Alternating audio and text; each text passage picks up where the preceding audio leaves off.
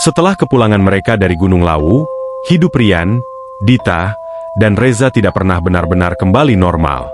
Reza sering terlihat linglung. Ia bicara sendiri di kamarnya, mencoret-coret dinding dengan simbol aneh, dan tidur sambil duduk menghadap jendela yang terbuka. Dita mengalami mimpi buruk hampir setiap malam. Mimpi tentang Yuda yang duduk di tengah pasar setan. Tubuhnya perlahan membusuk tapi terus memanggil-manggil namanya. Sementara Rian mulai mendapat gangguan dari hal-hal yang tidak bisa dijelaskan. Lampu rumahnya sering mati tepat jam 2.34 dini hari. Cermin kamar mandi menunjukkan bayangan orang lain saat ia sendiri. Dan pada malam-malam tertentu, ia mendengar ketukan dari dalam lemari. 3 kali, selalu 3 kali. Mereka sepakat untuk tidak pernah membicarakan malam itu lagi. Tapi teror tidak berhenti. Suatu malam, Dita mendapat kiriman paket tanpa nama. Di dalamnya, sebuah buku catatan. Itu milik Yuda. Halamannya kosong kecuali satu, di bagian tengah. Kalian membawa dia bersamaku. Dia bukan aku. Aku belum kembali. Aku bukan Yuda. Mata Dita membesar. Tangan gemetar. Ia menelpon Rian. Buka matamu, Rian. Reza bukan Reza. Bisik Dita, napasnya tercekat. Rian tak percaya. Maksudmu apa? Aku mimpi semalam.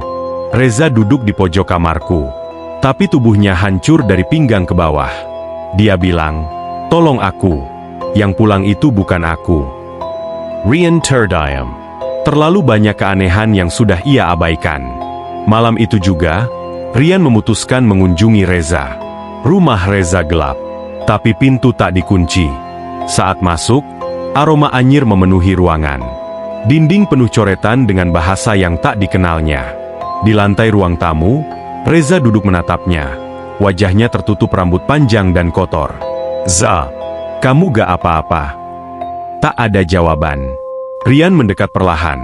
Namun jantungnya hampir berhenti saat melihat kaki Reza. Bukan kaki manusia. Hitam, penuh sisik, dan seperti bercabang. "Reza?" Suara Rian bergetar. Sosok itu mengangkat kepalanya. Itu bukan wajah Reza. Matanya kuning menyala. Mulutnya terlalu lebar. Rahangnya robek hingga ke telinga. "Aku lapar, Rian," ucapnya dengan suara bergema, seolah berasal dari dalam gua. Rian berlari keluar, namun pintu tak bisa dibuka.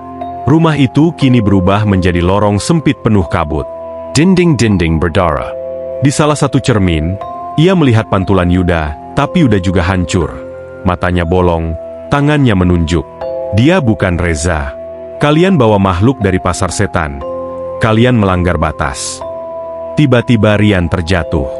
Dari langit-langit, tangan-tangan kurus menjulur, menariknya. Ia menjerit, tubuhnya tertarik masuk ke dalam lantai seperti ditelan lumpur. Keesokan paginya, polisi mendatangi rumah Reza karena laporan tetangga yang mencium bau busuk.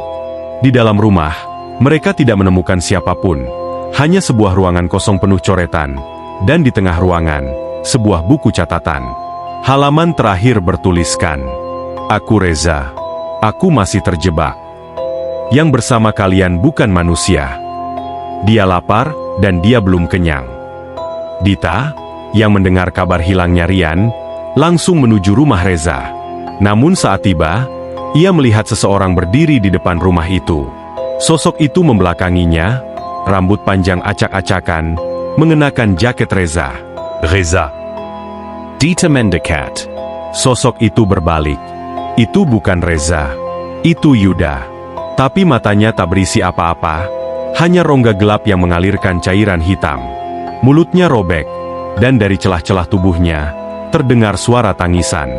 "Aku sudah pulang. Tapi kalian yang harus gantian." Saat Dita mencoba kabur, tubuhnya mendadak lumpuh. Tanah di bawahnya retak, dan dari dalam tanah, tangan-tangan menyentuh pergelangan kakinya. Satu persatu, mereka akan kembali ke pasar itu. Karena Gunung Lawu tidak pernah melepaskan siapapun yang telah masuk terlalu dalam. Danyang kini kembali, bukan lagi mereka. Hujan turun deras malam itu. Petir menyambar langit kota Solo saat Dita berlari menyusuri gang sempit. Napasnya memburu, bajunya basah kuyup, dan jantungnya berdetak begitu keras seolah hendak meledak. Sosok yang ia lihat di depan rumah Reza, yang menyerupai Yuda, masih membekas jelas di ingatannya. Itu bukan manusia. Bukan juga roh Yuda. Ada sesuatu di balik mata kosong dan wajah retaknya. Sesuatu yang tidak seharusnya pernah lepas dari dunia lain. Dita bersembunyi di rumah ibunya malam itu. Ia tidak berani tidur. Ia mengunci semua pintu, menutup jendela, dan menyalakan semua lampu. Tapi tetap saja, suara-suara aneh menyelinap dari balik dinding. Ada yang berjalan pelan di loteng, padahal rumah itu tidak memiliki loteng. Ada yang menggedor jendela dengan pola irama yang tak wajar. 2 ketukan pelan, 1 keras, lalu diam. Ulang. Dan ulang lagi. Pukul 2.34, lampu kamar padam. Dita menggigil. Ia menatap ponsel, tapi layarnya hanya menampilkan 1 kalimat berulang-ulang, meski ia tak mengetik apapun. Kembalilah ke gunung. Kembalilah ke gunung. Kembalilah ke gunung. Tiba-tiba ponselnya mati total. Angin dingin menyelinap dari bawah pintu, membawa bau menyengat seperti daging busuk yang sudah berhari-hari. Lalu terdengar suara-suara serak berat, berbicara sangat pelan dari balik pintu kamarnya. Dita, kamu ninggalin aku. Sekarang giliran kamu. Dita menjerit dan segera keluar dari kamar. Ia lari ke dapur, mengambil pisau, dan sembunyi di bawah meja. Tapi saat ia menoleh ke dinding lemari es, bayangan dirinya tidak ikut bergerak. Bayangan itu tetap menatapnya. Matanya hitam semua. Lalu tersenyum. Keesokan harinya, Dita ditemukan pingsan di tengah jalan desa sekitar lereng Lawu, tanpa alas kaki, tubuh kotor penuh lumpur, tangan mencengkeram batu kecil berlumur darah. Ia tak ingat bagaimana ia bisa sampai di sana. Tapi ia terus mengulang 1 kalimat sambil menangis. Pasarnya terbuka, pintunya nggak pernah ditutup, mereka semua keluar, mereka semua keluar.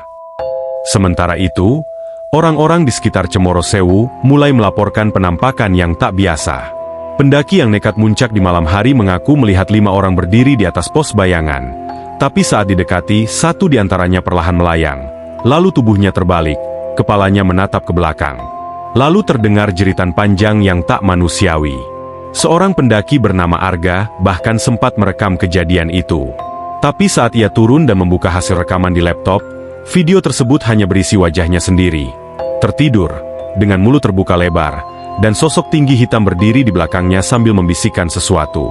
Malam itu juga, Arga menghilang. Tenda dan seluruh barangnya ditemukan masih utuh. Namun ada jejak kaki di sekeliling tenda, berjalan memutar seperti ritual. Di atas tanah, tergores tulisan, tukar tubuh, tukar nyawa. Pasar sudah dibuka. Reza kini tak terlihat lagi.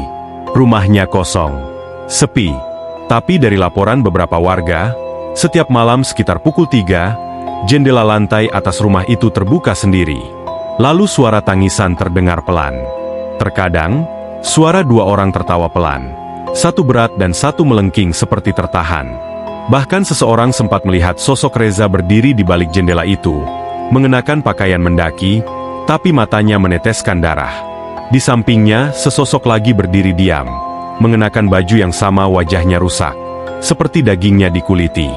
Keduanya hanya menatap keluar, menunggu. Dan pada malam Jumat Kliwon bulan purnama, seorang penjaga base camp Lawu menemukan sesuatu yang membuatnya trauma.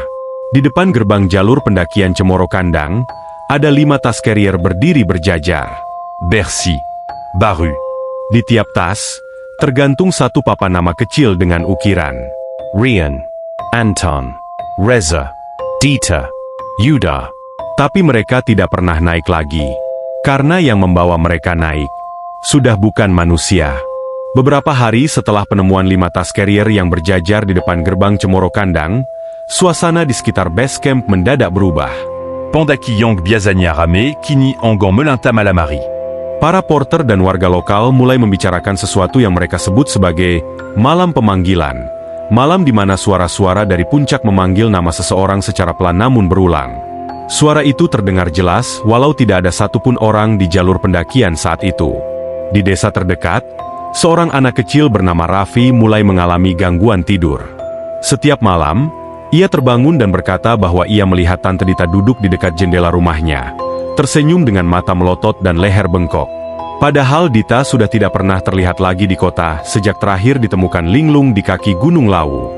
Orang tua Raffi tak percaya hingga suatu malam, sang ayah mendengar suara ketukan di jendela. Saat dilihat, tak ada siapapun. Namun keesokan paginya, di kaca jendela mereka tertulis dengan jari, "Sudah saatnya kalian ikut." Sementara itu, seseorang dari tim relawan pencinta alam mencoba menyelidiki rumah Reza. Ia masuk lewat jendela samping yang pecah. Rumah itu lembab dan penuh debu, tapi tak satu pun sarang laba-laba ditemukan. Anehnya, suhu di dalam rumah sangat dingin meskipun siang hari. Saat masuk ke kamar Reza, ia menemukan sebuah dinding penuh paku yang menggantungkan lusinan kertas. Di tiap kertas itu tertulis satu nama. Sebagian tercoret, sebagian lagi masih utuh. Nama-nama yang belum tercoret semuanya adalah nama para pendaki yang pernah naik Gunung Lawu dalam setahun terakhir. Di tengah kamar, ada buku catatan terbuka. Tulisan terakhir hanya satu kalimat. Mereka belum kenyang. Relawan itu keluar dengan tubuh gemetar. Namun tak sampai 1 minggu kemudian, ia ditemukan tak bernyawa di pos 3 Gunung Lawu. Anehnya, tubuhnya duduk tegak dengan posisi memeluk lutut dan wajah tersenyum lebar. Padahal matanya terbakar hitam seperti habis terbakar dari dalam. Setelah kejadian itu, suara tangisan mulai terdengar dari dalam hutan sekitar jalur pendakian, terutama di sekitar Pasar Setan. Tangisan itu bukan seperti manusia menangis, melainkan seperti suara gabungan antara tertawa, merintih, dan memanggil. Beberapa pendaki yang nekat naik mengaku melihat 5 sosok duduk membentuk lingkaran di tengah kabut. Salah satu dari mereka melambaikan tangan dan memanggil nama masing-masing pendaki yang lewat. Salah satu saksi, seorang pendaki bernama Hendra, menceritakan pengalamannya. Ia dan 2 temannya hendak melakukan pendakian malam hari untuk mengejar matahari terbit. Saat berada di antara pos 2 dan pos 3, mereka tiba-tiba tersesat.